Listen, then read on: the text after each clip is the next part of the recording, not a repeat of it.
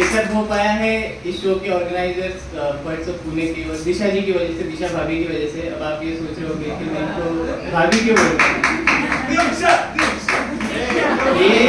ये मेरी हमारी भाभी इसलिए है क्योंकि इनके जो पतिदेव है, इनके जो राशन कार्ड है, वो हमारे साथ ही कंपनी में काम करते हैं, इसलिए मैं इनको भाभी बोल रहा हूँ। तो ये जो हमारी भाभी, इन्होंने हमारे भैया को पता नहीं क्या जादू किया हुआ है, वो ऑफिस वालों की तरफ ध्यान ही नहीं देते।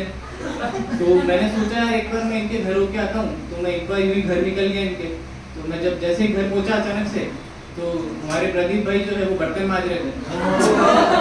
मैंने कहा यार प्रदीप भाई, यार ये बर्तन मांज रहे हो? बोले हाँ यार भाई। मैंने कहा लेकिन यार ऑफिस की फ्लोर पे तो आप एकदम शेर बन के घूमते हो, यहाँ आपके बर्तन कैसे मार रहे हो? वो बड़े दुख में बोले कि यार भाई देख, रहता तो मैं यहाँ भी शेर ही हूँ, लेकिन यहाँ पे मेरे ऊपर दुर्गा सवार हो जाती है। तो ये दुर्गा वही है, और इनकी जो मोहब्बत है उसके ऊपर मैं एक मुक्तक सुनाना चाहता हूँ। तो वो मुक्तक सुनाने से पहले मैं चाहता हूँ कि यहाँ पे जितने भी लड़के बैठे हैं वो अपनी प्रेमिका को याद करें। कौन सी वाली? पड़ोसन, जो आपकी पड़ोसन थी उसको याद करो। और जितनी भी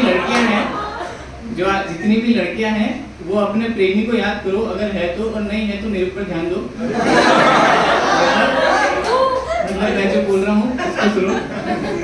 तो एक तरन्नुम में भाई ने सुनाई थी, तो मैं भी सुनाना चाहता हूँ कि चलूंगा साथ में तेरे, हवा तू है मैं बादल हूँ, तू है पायल मैं चंचल हूँ, तू आंखें है मैं काजल हूँ।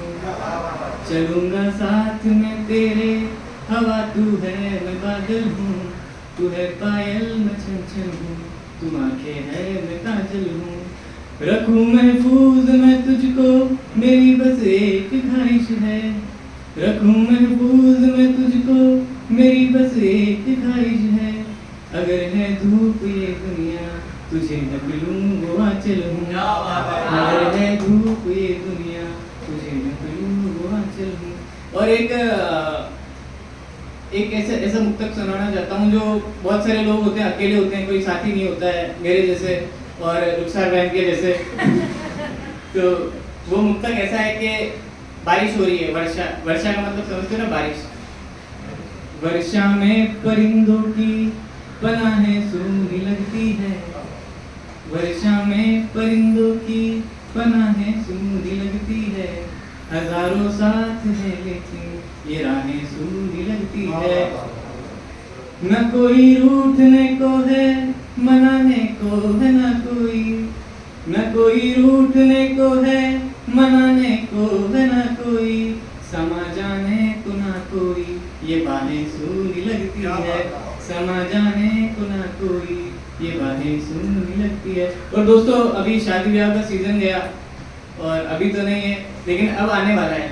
और आपको पता हो तो शादी ब्याह का जब सीजन आता हो तो सब लोग बड़े एक्साइटेड हो जाते हैं। लड़के भी एक्साइटेड हो जाते हैं, लड़कियां भी एक्साइटेड हो जाती है। लड़कियां तो इसलिए एक्साइटेड हो जाती है कि भाई सज धज के जाएंगे, संवर के अच्छे लगेंगे।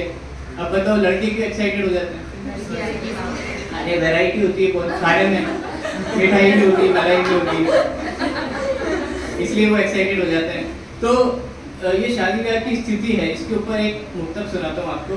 कि वो मुक्तक है, नयन को देखता कोई। वो शादी ब्याह में मेरी क्या स्थिति होती है मैं बताता हूँ। कि नयन को देखता कोई, कोई होठों की लाली को। नयन को देखता कोई, कोई होठों की लाली को। जमाना देखता दुल्हन न उसके साथ वाली को।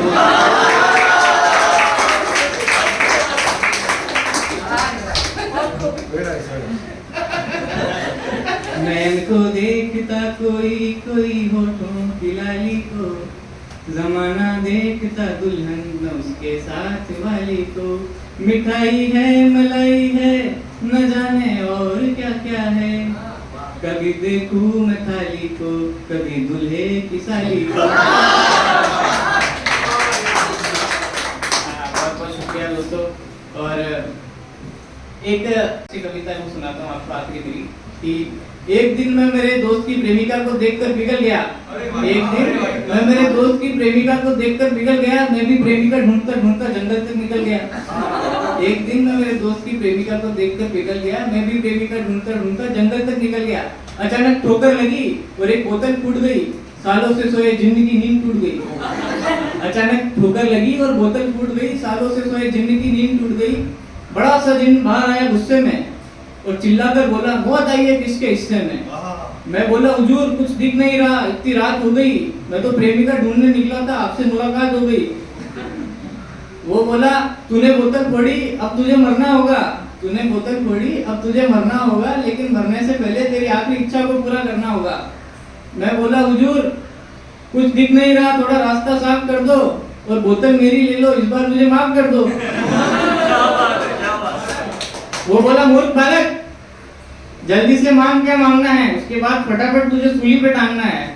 मैं बोला, हुजूर ठीक है, मेरे लिए स्वर्ग से कोई अप्सरा चुन लो और कैसी होनी चाहिए एक कविता सुन लो। तो उसके बाद मेरे को एक कैसी प्रेमिका चाहिए, मैंने जिन्न से मांगी कि वो कैसी प्रेमिका चाहिए, मैंने जिन्न को एक कविता सुनाई। मैंने उसको सुनाया कि वो सुंदर सुशील अति प्यारी, ना हो वजन में ज्यादा भारी। वो सुंदर सुशील अति प्यारी, ना हो वजन में ज्यादा भारी, तनखा उड़ाए ना हमारी, चुपचाप बात मान ले सारी। वो सुंदर सुशील अति प्यारी, ना हो वजन में ज्यादा भारी, तनखा उड़ाए ना हमारी, चुपचाप बात मान ले सारी। एक आवाज में दौड़ी चली आए, चाहिए ऐसी एक साथी, जिसके नयन हो जैसे आरी, शर्मिली पतिव्रता सी नारी। बताओ, ढूंढ पाओगे ऐसी कोई कंवारी? मेरी ये कविता सुनकर वो जिन्न विचारों में फंस गया और फटाफट से गर्दन झुकाकर मेरी बोतल में घुस गया। मैं बोला, हुजूर क्या हुआ? अपनी गर्दन को बाहर निकालकर बोला, बेटा हर ख्वाहिश को पूरा करना मुमकिन नहीं होता, और मेरी वाड़ी ऐसी होती तो आज मैं जिन्न नहीं होता।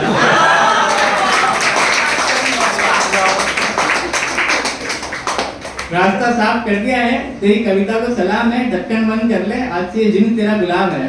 Thank you so much. एक आखिरी शेर के चर्चे यूं ही हमारी सादगी के फैलते रही है, हम छू लेते हैं दिल मगर उससे खेलते नहीं है।